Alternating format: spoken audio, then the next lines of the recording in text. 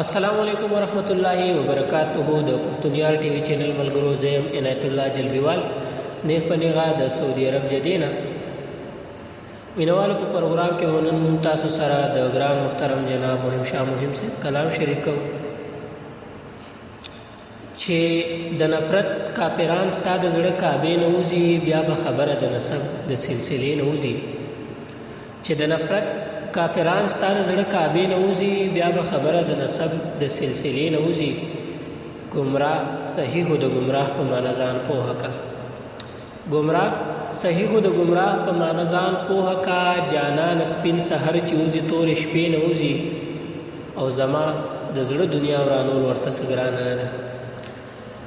زما د زړه دنیا ورانول ورته څه ګرانه نه ده چې ستا د زلفو څوکې ستا د لپټې نه وځي. ستا نمرودي فکر منمه هما هم ومنه چې ابراهیم وي نو هغه روغ د لمبې نه وځي. او مهم به نه یم جانان ستا مین به نه یم، مهم به نه یم جانان ستا مین به نه یم چې ستا